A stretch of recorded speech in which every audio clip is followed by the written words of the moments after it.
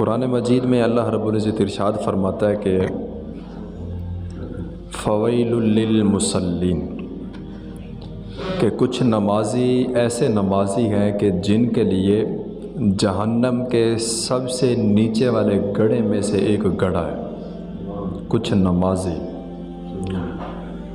تو پھر اس کی تفسیر جب کی گئی تو اس کی تفسیر میں یہ بات ہمیں ملی کہ یہ وہ نمازی ہے کہ جو نماز کو بوجھ سمجھ کر پڑھتے ہیں، یہ وہ نمازی ہیں کہ جو نماز کو اس کے وقت پر نہیں پڑھتے، قضا کر کے پڑھتے ہیں، کیونکہ قرآن مجید میں ان الصلاۃ کانت علی المؤمنین کتابا موقوتا، کہ نماز مومنین پر مقررہ وقت پر فرض کی گئی ہے۔ جو نماز کا وقت ہے اس وقت میں نماز ادا کی جائے اور ثواب کی نیت سے اللہ کی خوشنودی حاصل کرنے کے لیے نماز پڑھی جائے، اس میں لذت ہے۔ اگر نماز پڑھی جائے کہ جناب یہ ہمارے سر پر بوجھ ہے، ٹھیک ہے نا، تو اگر اس طرح کی نماز ہم پڑھتے ہیں تو پھر اس کے لیے وعید ہے قرآن مجید کی کہ فویل للمصلین، وہ نمازی جو نماز کو اس کے وقت پر نہیں ادا کرتے، جو بے رغبتی کے ساتھ، بے رخی کے ساتھ سہمی بس نماز پڑھی اور چل دی ہے، جو نماز میں چوریاں کرتے ہیں، یہ ان لوگوں کے لیے وعید ہے۔ پھر نماز میں چوری کیسی؟ ہم نماز پڑھتے نا تو ہمیں لذت نہیں آتی، ہمیں وہ مزہ نہیں آتا، ہمیں وہ خوشنودی نہیں حاصل ہوتی۔ اس کی وجہ یہ ہے کہ جب نماز میں ہم چوری کریں گے تو ہمیں لذت نہیں آئے گی۔ پھر پوچھنے والے نے پوچھا کہ نماز میں چوری کیسے؟ تو پھر نماز میں چوری یہ ہے کہ یہ حدیث کا مفہوم ہے کہ نماز میں چوری یہ ہے کہ سجدے بھی جلدی جلدی کرنا، رکوع جلدی کرنا، التحیات جلدی جلدی پڑھنا۔ وہ کہا تھا نا کہ علامہ اقبال نے، گناہوں کی جستجو بھی کتنا عجیب ہے اقبال، بندہ نماز بھی جلدی میں پڑھتا ہے پھر سے گناہ کرنے کے لیے۔ اتنا جناب جلدی نماز پڑھ رہے ہیں ہم، اتنا پتہ نہیں کدھر ہم نے جانا ہے۔ بارگاہ تو یہ ہے نا جدھر آ کے ہم نے اپنے معاملات درست کروانے ہیں۔ اور جو بندہ نماز نہیں پڑھتا، اللہ اکبر، یہ ہم مسلمان جو ہے نا، ہمارا طریقہ اور ہمارا رویہ جو ہے نا یہ بڑا تبدیل ہو چکا ہے، آج بہت زیادہ تبدیل ہو گیا ہے۔ آج دیکھیں نا کہ مسلمان ہے، نماز کا پتہ نہیں ہے۔ اگر کسی کو پوچھے نا کہ نماز، تو نماز پڑھنا تو دور کی بات ہے، اس کو یہ بھی نہیں پتہ ہوتا کہ نماز میں پڑھنا کیا ہے۔ ہماری حالت تو یہاں تک پہنچی ہوئی ہے، ٹھیک ہے نا۔ اور ہم کسی کے ساتھ میل ملاپ جو رکھتے ہیں، یا جو ہم مال و دولت اکٹھا کر رہے ہیں حلال حرام کی تمیز کیے بغیر، تو یہ ہمارا ایک دوسرے کے ساتھ ملاپ، ہمارا جناب یہ مال و دولت اکٹھا کرنا، یہ صرف اور صرف دنیاوی مشغلے ہیں جن کے پیچھے ہم بھاگ رہے ہیں۔ تو اس کی اصل کوئی نہیں ہے۔ اصل جو ہے وہ نماز ہے، اصل قرآن مجید کی تلاوت ہے جو ہم نہیں کرتے۔ دیکھیں نا، جنہوں نے نماز میں اپنا دل لگایا، جنہوں نے اپنے آپ کو اللہ رب العزت کے حوالے کیا ہے، آج ان کا نام دیکھیں کیسے بج رہا ہے، ہر بندہ جانتا ہے۔ اور جنہوں نے نماز کے ساتھ نہیں لگائی، وہ وقت کا فرعون بھی تھا، وہ نمرود بھی تھا، کچھ نہیں، نام ہی نہیں ہے، کچھ بھی باقی نہیں رہا۔ زمین کھا گئی، آسماں کیسے کیسے، یہ زمین بڑا کچھ کھا گئی ہے۔ تو ہم کیا چیز ہیں؟ ذرا دیکھیں نا قبرستان میں جا کر، وہ بندے بھی وہاں پر دفن ہیں جو اپنے کپڑوں کے اوپر نا مٹی بھی نہیں لگنے دیتے تھے، اتنا اپنے آپ کو صاف رکھتے تھے، حسن و جمال کی تعریفیں ہوتی تھی، لیکن آج مٹی میں ملے پڑے ہیں، کوئی نہیں پتہ ہے۔ وقت ہے بس ہمارے پاس جو ہم نے گزارنا ہے، لیکن وہی وقت اگر ہم اللہ رب العزت کی یاد میں گزاریں، سب کچھ اللہ کے سپرد کر دیں، تو پھر وارے نہیں آ رہے ہیں۔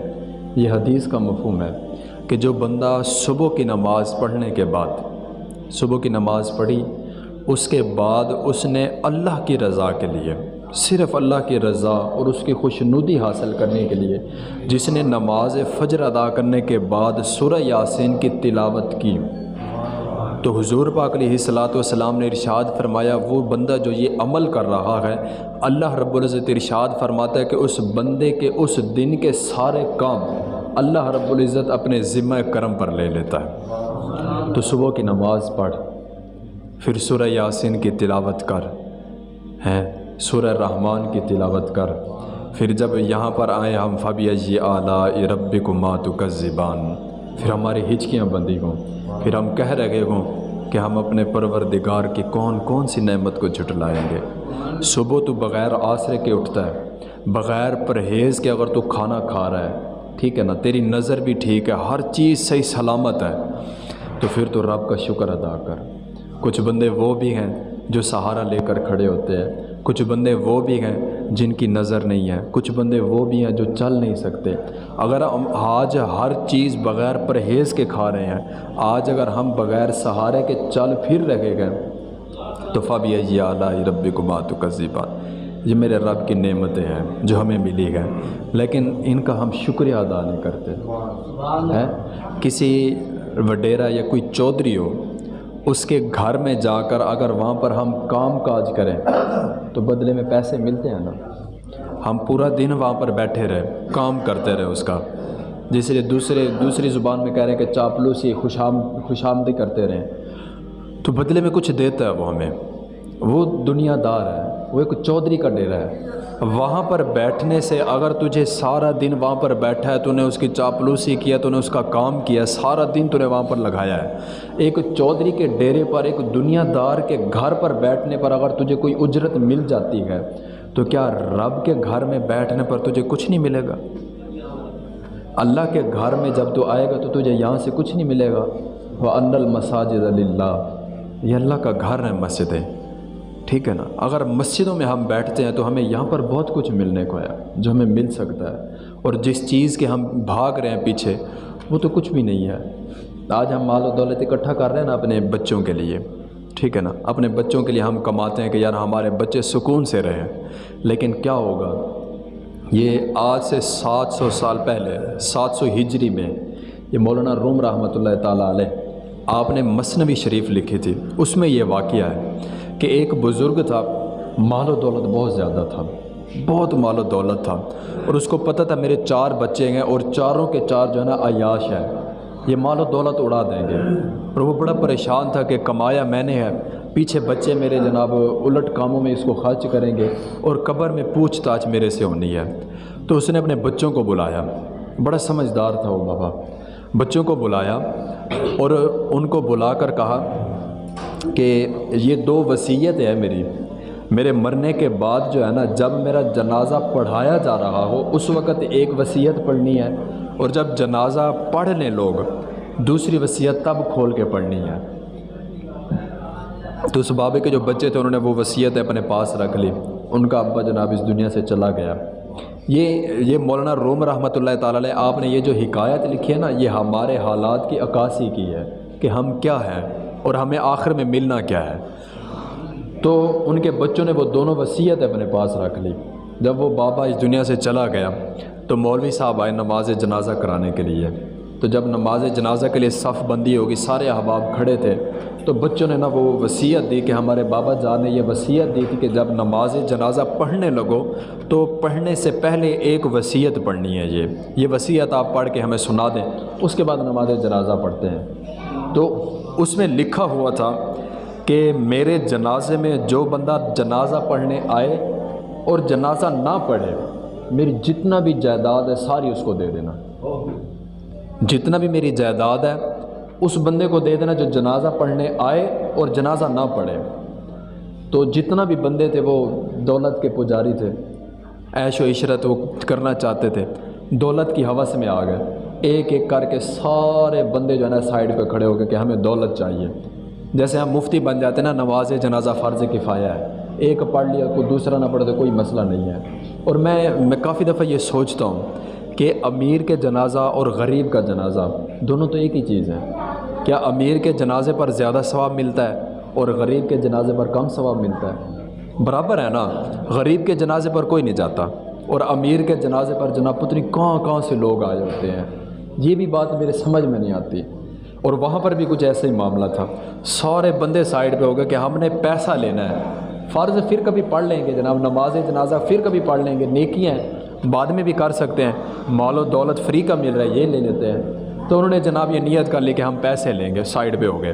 پھر وہ جو اس بابے کے 4 بچے تھے انہوں نے کہا یار بڑی بات ہے، پیسہ ہمارے والد صاحب نے کمایا ہے اور لے جائے دوسرے، اور بابے نے تو ہمارے ساتھ جناب چنگا ہاتھ کھیلا ہے جناب، سارے پیسے جو ہے نا جناب وہ وصیت میں لکھ دے کہ جو جنازہ نہ پڑے اس کو مل جائیں، چلو اور نہ صحیح چلو تھوڑا بہت ہمیں بھی مل جائے گا، ہمارا بابا تھا۔ تو یہاں پر وہ لکھا ہوا ملتا ہے کہ یہاں تک وہ معاملہ پہنچ گیا کہ اس بابے کے بچے جو تھے وہ بھی نماز جنازہ پڑھنے کے لیے جناب آمادہ نہیں تھے، وہ بھی جا کے کھڑے ہو گئے سائڈ میں کہ ہمیں پیسہ چاہیے، ہمیں جنازہ نہیں پڑھنا ہے۔ تو پھر وہ ہے نا ایک شعر، جنہ نہیں تو پاپ کمائے کتھے نہیں ہو تیرے گھر دے ہیں، جاندی واری کے ڈرونا بنے ہو ڈر دے ہاتھ نہیں لاندے، جنہ نہیں تو پاپ کمائے کتھے نہیں ہو آج تیرے گھر دے ہیں، جن کے لیے تو اتنا کچھ کماتا رہا ہے، مرنے کے بعد وہ یہ نہیں دیکھتے کہ ہمارا بابا ہے، ایک دن بھی تجھے اپنے گھر میں رکھنے کے لیے تیار نہیں ہوں گے لوگ، تم مر تو صحیح ایک دفعہ، تیری یہی اوقات ہے، مرنے کے بعد 1-2 دن غائب ہو کر دیکھو لوگ بھول جائیں گے، لیکن اگر اللہ سے لگاؤ گے نا تو ہر بندہ یاد رکھے گا۔ تو سارے بندے سائڈ پہ ہو گئے، اب مولوی صاحب اکیلے کھڑے ہوئے بیچارے، بابا جی کا جنازہ آگے پڑا ہوا ہے، تماشا لگا ہوا ہے۔ پھر 4 اللہ والے وہاں سے گزرے، وہ بڑے حیران ہوئے، کہتے نماز جنازہ تیار ہے، میت آگے رکھی ہوئی ہے، مولوی صاحب کھڑے ہوئے ہیں، جنازہ کیوں نہیں ہو رہا؟ حالانکہ حکم تو یہ ہے کہ جنازہ جتنا جلدی ہو سکے ادا کر دیا جائے۔ تو وہ جو اللہ والے تو انہوں نے پوچھا کہ بھائی نماز جنازہ کیوں نہیں پڑھاتے آپ؟ تو وہ مولوی صاحب جو تھے وہ کہنے لگے کہ کیا بتاؤں میں آپ کو، یہ جتنا بندے کھڑے ہوئے نا یہ سارے دولت کے پجاری ہیں، وصیت میں لکھا ہوا تھا کہ جو بندہ جنازہ پڑھنے آئے اور جنازہ نہ پڑھے میری ساری جائیداد اس کو دے دینا۔ تو سارے بندے مال و دولت کے پیچھے لگ گئے، جنازہ پڑھنے والا کوئی نہیں ہے، یہاں تک کہ اس کے 4 بچے بھی سائڈ پہ کھڑے ہو گئے ہیں، وہ بھی جنازہ نہیں پڑھ رہے۔ تو وہ جو اللہ کے نیک بندے تھے ان سے پھر پوچھا اس مولوی صاحب نے کہ آپ بھی مال و دولت لینا چاہتے ہیں تو آپ اس لائن میں کھڑے ہو جائیں۔ وہ کہنے لگے جناب مٹی پاؤ، مال و دولت کو ہم نے کیا کرنا ہے، ٹھیک ہے نا، ہمارا تو یہ وقت ہی نہیں ہے نا، ہم تو آج جو پیسہ دیکھ رہے ہیں نا یہ کاغذ کا ہے۔ ایک دور تھا کہ جب پیسے جو تھے سونا اور چاندی کے ہوا کرتے تھے، ہمارا تو کوئی دور ہی نہیں ہے، کاغذ کے پیسے ہمارے پاس، سونا اور چاندی بھی ایک قوم کے پاس ہوا کرتی تھی، کہاں ہے، کوئی عطا پتہ نہیں ہے، ٹھیک ہے نا۔ تو وہ جو اللہ کے نیک بندے تھے انہوں نے کہا نہ جناب مٹی پاؤ، مال و دولت نہیں چاہیے، نیکی ہیں، ایک ایک نیکی اکٹھی کریں گے، فَمَن يَعْمَلْ مِثْقَالَ ذَرَّةٍ خَيْرًا يَرَهُ۔ اللہ رب العزت ارشاد فرماتا ہے کہ قیامت والے دن تیری چھوٹی سے چھوٹی نیکی جو ہوگی نا اس کا بھی تجھے بدلہ دیا جائے گا۔ اور جو اللہ کے نیک بندے ہوتے ہیں نا وہ نیکیاں اکٹھی کرنے کے تگ و دو میں ہوتے ہیں کہ کہیں سے ہمیں نیکیاں ملیں اور ہم ان کو اکٹھا کریں۔ انہوں نے کہا جناب مٹی پاؤ، مال و دولت نہیں چاہیے، آپ نماز جنازہ پڑھائیں، ہم پیچھے نماز جنازہ پڑھیں گے۔ نماز جنازہ ہوا، بابے کا جنازہ ہوا، بچے بھی جنازہ نہیں پڑھ رہے اور جتنا بھی محلے دار تھے کسی نے جنازہ نہیں پڑھا، اور جو راہگیر آ رہے تھے مسافر تھے انہوں نے جنازہ پڑھا۔ پھر وہی بچے تھے انہوں نے کہا مولوی صاحب جنازہ اٹھانے سے پہلے ایک اور وصیت بھی ہے، اس کو بھی پڑھ لیں۔ تو وہ وصیت کھولی گئی، اس کے بعد پڑھا، اس پہ لکھا ہوا تھا کہ بابا جی نے پہلی وصیت میں لکھا تھا کہ جو جنازہ پڑھنے آئے اور جنازہ نہ پڑھے ساری مال و دولت اس کو دے دینا، یہ پہلی وصیت تھی۔ پھر دوسری وصیت میں لکھا تھا کہ میری پہلی وصیت جو ہے وہ منسوخ ہو گئی ہے، اس پہ عمل نہیں کرنا۔ اب یہ دوسری وصیت میں جو لکھا ہے نا اس پہ عمل کرنا ہے۔ اس میں کیا لکھا ہوا تھا کہ جو بندے میرا نماز جنازہ پڑھیں سارا مال و دولت ان کو دے دینا۔ اور ہمارے ساتھ بھی ایسے ہی ہونا ہے، بالکل ایسے ہی ہونا ہے، ہم مرے ہوئے ہوں گے، ہمارے بچے مال و دولت تقسیم کرنے میں لگے ہوں گے، ٹھیک ہے نا۔ ہمارا گھر جس کو ہم نے اتنا محبت کے ساتھ اتنا پیسہ لگا کر ہم نے بنایا ہے، مرنے کے بعد ایک دن بھی ہمارے بچے ہمیں اپنے گھر میں رکھنے کو تیار نہیں ہوں گے۔ جس گھر پہ آج تیری تختی لگی ہے نا کہ فلاں چودھری صاحب کا گھر ہے، پتہ نہیں کتنے دن لگی رہے گی، وہ ختم ہو جائے گی۔ جن کے پیچھے تو بھاگ رہا ہے، جن بچوں کے لیے تو حلال حرام کی تمیز کے بغیر اپنی جہنم تیار کر رہا ہے، وہ تو مرنے کے بعد تیرے ساتھ نہیں جا رہے۔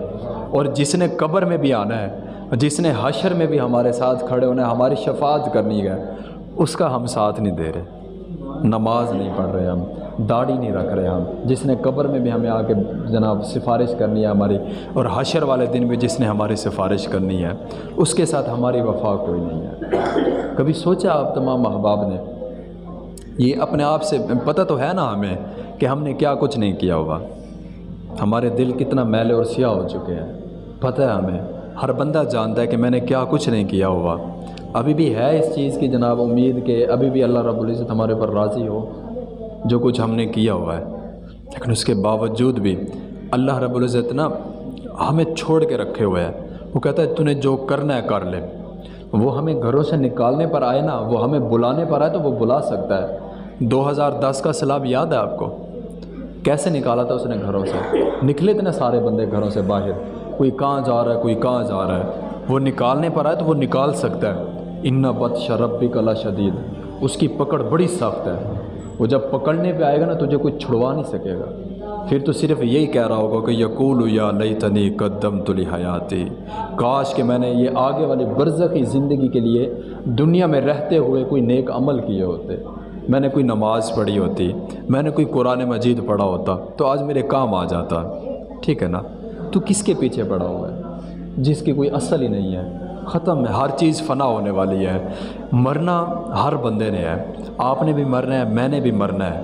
پھر جب ہم یہ تصور کر کے اپنی زندگی گزاریں گے کہ ہم نے ایک نہ ایک دن یہاں سے جانا ہے، موت کا وقت کوئی مقرر نہیں ہے، کسی بھی وقت آ سکتی ہے. جب ہم کہتے ہیں کہ جناب نماز کے لیے چلیں، اور نہیں جناب ابھی آپ پڑھ کے آئے نا جی ہم بعد میں پڑھ لیں گے. میں نے نیت کر لی ہے میں کل سے نماز پڑھوں گا، میں نے نیت کی ہے اس رمضان شریف میں سب سے زیادہ عبادت میں کروں گا. اور یار رمضان شریف کس نے دیکھا ہے؟ تو نے کل کا دن ہی نہیں دیکھا. ہمیں تو یہ نہیں پتہ کہ یار ہم مسجد سے اٹھ کر بھی جائیں گے کہ نہیں. تو پھر یہ امیدیں اتنا لمبی لمبی باندھ کر بیٹھنا کہ جناب وقت آئے گا تو ہم کر لیں گے. تو یہ وقت نہ ملے تو کیا کرے گا؟ ایک بھی نماز نہ پڑھ سکے تو کیا کرے گا؟ تو کس کے پاس جائے گا؟ یہی رب ہے نا، یہی اللہ کا گھر ہے، ادھر ہی ہونا جو ہونا ہے.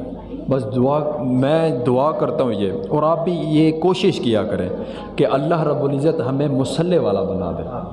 ہمیں اللہ رب العزت مصلی کی جو ہے نا محبت عطا فرما دے. کسی نے پوچھا تھا نا کہ یہ مصلی کیا چیز ہے، یہ کہاں لے کر جاتا ہے؟ تو جو دانش مند تھا اس نے جب یہ سوال سنا نا تو اس نے کہا یہ مصلی جو ہے نا یہ وہاں پر جا کے پہنچاتا ہے جہاں پر PIA بھی نہیں پہنچتی، جہاں پر ایئر بلو بھی نہیں پہنچتی، جہاں پر کوئی جناب ہوائی جہاز کی سروس نہیں پہنچتی. اس کو کوئی پہیے نہیں لگے ہوئے، اس کو کوئی پر نہیں لگے ہوئے، لیکن جو بھی بندہ اس کے اوپر کھڑا ہوتا ہے نا اس کو یہ مصلی جو ہے نا اللہ کی بارگاہ میں پہنچا دیتا ہے. ٹھیک ہے نا؟ تو یہ اپنی جو ہے نا کوشش کیا کرے ہر وقت کہ جب بھی مسجد سے آواز آئے نا اذان کی تو ہر چیز ترک کر دے، نماز پڑھے، قرآن مجید کی تلاوت، یہ اپنی زندگی کا شعار بنائے. جن سے محبت کرنی چاہیے تھی ان کے ساتھ ہم نہیں کر رہے. اور میں یہ بھی مجھے کافی الجھن ہوتی ہے کہ جب میں دیکھتا ہوں، میں کافی جگہ جاتا ہوں نا، کافی جگہوں پہ بیان کرنے کے لیے، کہیں سبق سننے کے لیے، سنانے کے لیے، تو میں جب دیکھتا ہوں نا کہ جو لوگ داڑھی کٹوا کر بیٹھے ہوتے ہیں اور بزرگ بیٹھے ہوتے ہیں، سفید داڑیاں ہیں جناب، کٹوانے سے باز نہیں آتے، داڑھی کٹوا کے جناب پھر رہے ہیں. میں سوچتا ہوں کافی دفعہ یار اب تو بندے کو باز آ جانا چاہیے تھا کہ اب داڑھی کیوں کٹوا رہا ہے؟ تو ہیں کالے بال مسافر ہوئے تو چٹیاں ڈیرے لائے، ویکھ محمد بخشا موت سنیہ آئے. یہ موت کے پیغام آ رہے ہیں ہمارے پاس، ہم بھاگ رہے ہیں ان سے. بھاگتا رہ تو ایک نہ ایک دن تو پکڑا جائے گا. ان بطش ربک لشدید، اس کی پکڑ بڑی سخت ہے. تو میرے بھائیو ٹائم کتنا ہو گیا؟ اللہ کی جو پکڑ ہے نا بڑی سخت ہے. بچ جاؤ اس کی پکڑ سے، 5 وقت کے نمازی بن جاؤ، قرآن مجید کی تلاوت کو جو ہے نا اپنی زندگی کا معمول بنا لو. یہ ہمارا اصل زندگی کا مقصد ہے. ہر چیز ادھر پڑی رہ جائے گی، ساتھ جائے گا قرآن مجید، ساتھ جائے گی ہمارے پاس، ساتھ ہماری نماز، جس کو آج ہم جناب کوئی ویلیو نہیں دے رہے. میرے بھائیو نماز کی پابندی کیا کرو. ٹھیک ہے نا؟ نماز قرآن یہ پڑھیں. اللہ رب العزت مجھ سمیت ہم سب کو عمل کی توفیق عطا فرمائے، اور اللہ رب العزت ہم سب کو سرگی میں اٹھنا نصیب فرمائے، اور اللہ رب العزت ہم سب کو مصلی والا بنا دے.